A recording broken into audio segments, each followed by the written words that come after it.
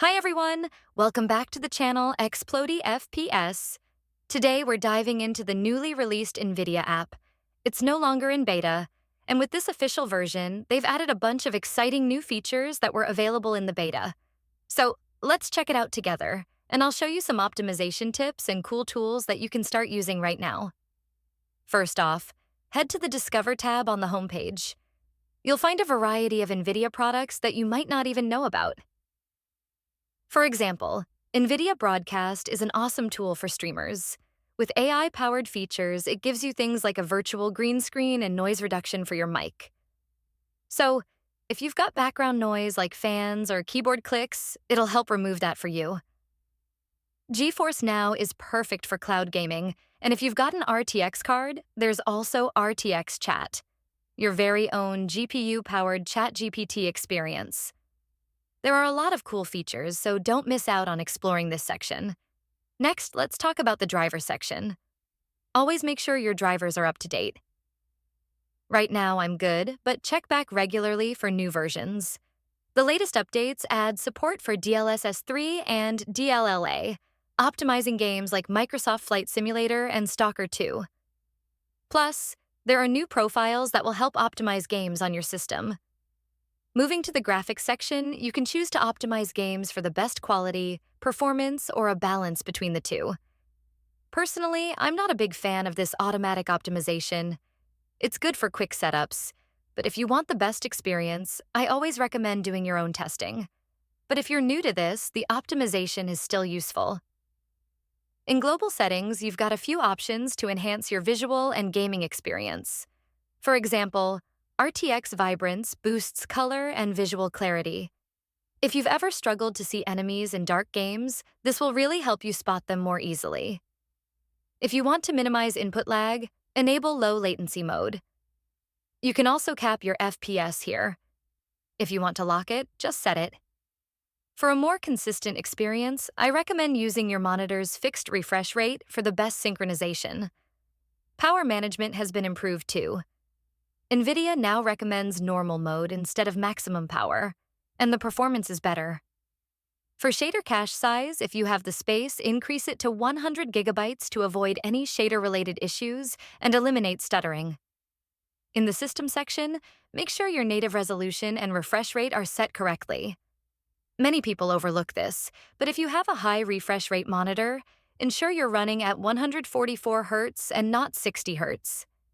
You also have the option to enable G-Sync, which is great for syncing your monitor with the GPU to reduce screen tearing. I don't use it myself since I prefer to unlock my FPS for the lowest input lag, but G-Sync is excellent if you want smoother gameplay.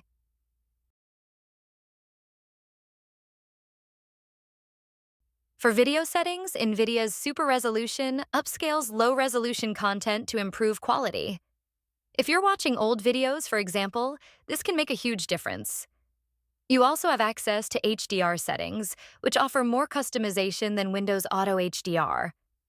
I tested it on my OLED monitor, and the Nvidia version looks better than the default HDR from Microsoft.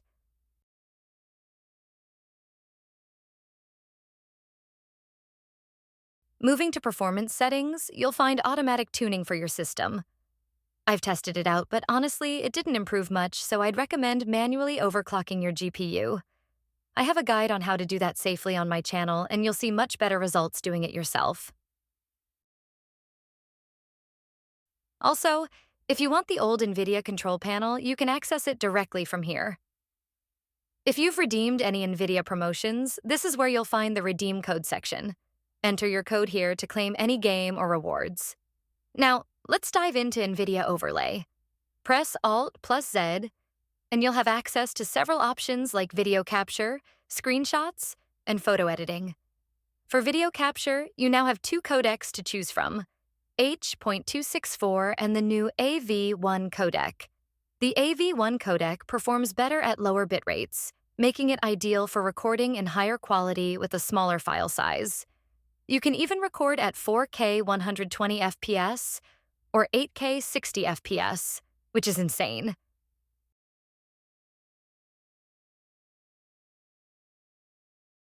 There's also a cool feature called Highlight. It automatically saves moments in games. For example, if you score a kill, it'll automatically capture the highlight for you. Really handy if you don't want to record the entire session, but want to save key moments. Next, you have game filters, which let you apply various filters to supported games.